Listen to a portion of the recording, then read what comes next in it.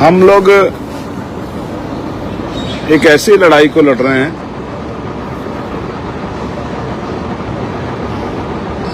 जिसके परिणाम क्या होंगे ये तो हमें नहीं पता,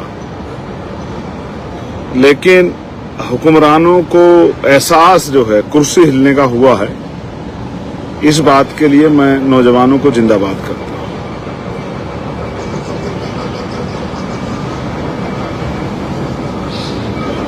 आप जान रहे हैं कि मैं यहां क्यों बैठा हूं। मुझे उम्मीद थी कि आज लोकसभा में चर्चा होगी,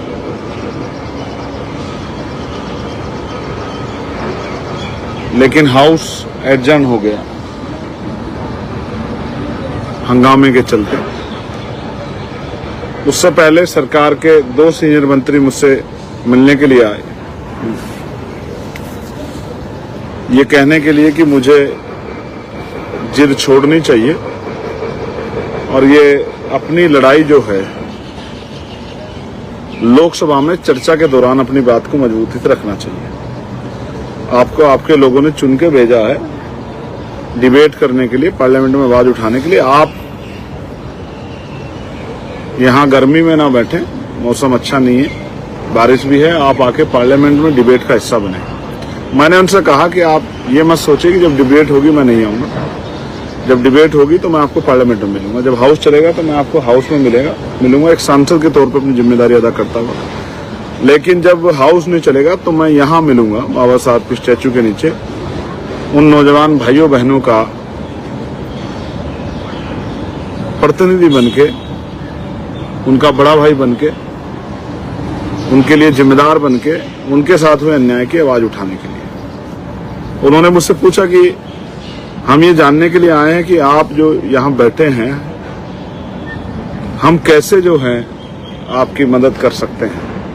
तो मैंने उनसे कहा कि मदद तब होगी जब शिक्षा मंत्री इस्तीफा देंगे, उसके बाद ही कोई बात आगे बढ़ेगी। पहले शिक्षा मंत्री इस्तीफा दें, फिर बच्चों को पीटने वाले कमिश्नर पे, जिसने बच्चों को पिटवाया है, दिल्ली कमिश्नर पे कार्रवाई हो, चिन्हित करके उन अधिकारियों पे कार्रवाई हो जिन अधिकारियों ने, जो फोटो में आ रहे हैं, वीडियो में आ रहे हैं। क्योंकि सर्वोच्च न्यायपालिका ने तो कह दिया कि अभी मैंने पढ़ा कि भाई हम पे एग्जैक्ट क्या काम है आपको बता देता हूं। मुझे अभी भेजा गया है कि सर्वोच्च न्यायपालिका ने इस पे क्या कहा है। हमारा समय बर्बाद मत कीजिए, हमें वीडियो में कोई दिलचस्पी नहीं है, वीडियो देखने का हमारे पास समय नहीं है, ये हमारी सर्वोच्च न्यायपालिका ने कहा है।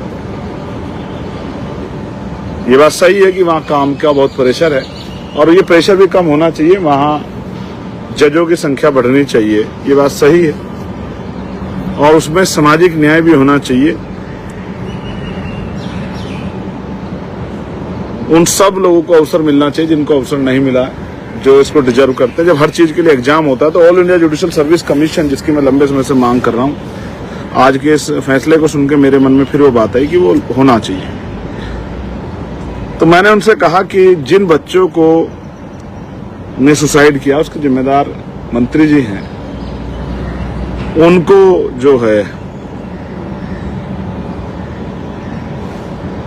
उन परिवारों को कम से कम 1-1 करोड़ रुपए का मुआवजा मिलना चाहिए। जो घायल हुए हैं उनकी चिकित्सा देखभाल होनी चाहिए और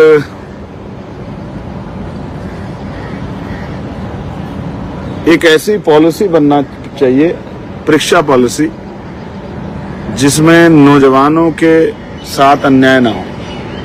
एग्जाम सेंटर बेटियों का गृह जनपद में हो और बेटों का, भाइयों का, वो बस एक जनपद छोड़ के हो, दूसरे जनपद में हो, जिससे कि उनके ऊपर जो खर्च का दबाव है या फिर कहाँ रुकेंगे, कब जाएंगे, कैसे जाएंगे, क्या खाएंगे, क्या पिएंगे, ये सारे दबाव उनके ऊपर से कम हो। इसलिए एक ऐसी पॉलिसी बने एग्जाम की, एक ईयरली कैलेंडर बने एक साल का, कि इस साल में इतनी परीक्षा आएंगी, ये आएंगी, उनका पेपर ये उसका फॉर्म इस दिन भरा जाएगा, इस दिन तक भरा जाएगा, ये उसकी एग्जाम डेट है, इसी एग्जाम डेट में होगा, कोई लीक नहीं होगा, कोई घोटाला नहीं होगा और इस डेट में रिजल्ट आएगा। इस बात के साथ जो है ना एक कैलेंडर भी बनना चाहिए। ये बातें मैंने उनसे कही और यूपी के एक 4 मेडिकल कॉलेज का मामला जो CSR के जरिए बने थे, मैंने उनकी उस मांग को भी उनके सामने उठाया, क्योंकि दूसरे हमारे सामाजिक न्याय और अधिकारिता मंत्रालय से वीरेंद्र जी आए थे और मेघवाल जी आए थे। मैं उनका धन्यवाद देता हूं, लेकिन बात वहीं की वहीं है कि कार्रवाई क्या होगी। जब तक कार्रवाई नहीं होगी तब तक हल कैसे निकलेगा। तो मैं अभी अपने साथियों से चर्चा करूंगा और शाम में 8 बजे मैं लाइव आऊंगा। 8 बज के 15 मिनट पे लाइव आऊंगा और फिर आपसे बात करूंगा। अभी समय बता रहा हूं, 8 बज के 15 मिनट पे लाइव आके कि इस प्रोटेस्ट को हमें कैसे जो है और मजबूत करना है और कैसे हमें इस प्रोटेस्ट को, जो ऐसी ताकतें हैं जो इस प्रोटेस्ट को आंदोलन कमजोर करना चाहती हैं, इसमें हिंसा कराना चाहती हैं, जिन्होंने हिंसा का सारा उस दिन भी लिया आंदोलन को बर्बाद करने के लिए, इन बातों को भी ध्यान में रखते हुए इस आंदोलन को कैसे मजबूत किया जाए और कैसे सरकार को दबाव बनाया जाए कि वो मजबूर हो कि वर्तमान के शिक्षा मंत्री इस्तीफा दें और ऐसे व्यक्ति को शिक्षा मंत्री बनाया जाए जो, मैं तो कहूंगा कि सोनम जी को ही जो है, सोनम वांगचुक जी को है, उन्हीं को शिक्षा मंत्री बना दिया जाए। मैं सरकार से मांग करता हूं कि जल्द से जल्द उनका जो है वो अनशन भी खत्म कराया जाए। उनकी जान कीमती है, जो बच्चे भूख हड़ताल में उनकी जान भी कीमती है, उनका भी ध्यान रखा जाए, उनका अनशन खत्म कराया जाए सोनम जी का। और सोनम जी को ही जो है नया शिक्षा मंत्री बनाया जाए, मेरी तो ऐसी अपील है। लेकिन जिस भी व्यक्ति को बनाया जाए, सवाल यह है कि क्या वो बनने के बाद इस नीति को लागू करेगा। इसलिए मेरे लिए नीति बड़ी महत्वपूर्ण है। इस्तीफा तो हो, इस्तीफे के साथ साथ नीति भी लागू, जो मैंने कहा कि फेयर एग्जाम पॉलिसी बने और उसमें ये ध्यान रखा जाए कि निकटता के साथ जो है पेपर हो, यानी कि यहाँ के दिल्ली के बच्चे का कश्मीर में गिर दिया और सहारनपुर के बच्चे का लखनऊ में गिर दिया और लखनऊ के बच्चे का बिहार में गिर दिया, इस तरह से नहीं होना चाहिए। ये भी ध्यान रखना चाहिए कि ट्रांसपोर्टेशन में जो खर्च आ रहा है, वहां रुकने उसमें जो खर्च आ रहा है, ये भी समझना चाहिए कि ये मिडिल क्लास परिवार कहां से उठाएंगे। आपने मुझे सुना, धन्यवाद। 8:30 बजे दोबारा मिलेंगे। मैं आपका भाई चंद्रशेखर आजाद। संघर्ष जारी है और संघर्ष अब आगे बढ़ेगा, पीछे नहीं जाएगा। मैं आपको विश्वास दिलाता हूँ, संघर्ष अब आगे बढ़ेगा, इतना मजबूत होगा कि पूरे देश के कोने कोने तक संघर्ष जाएगा।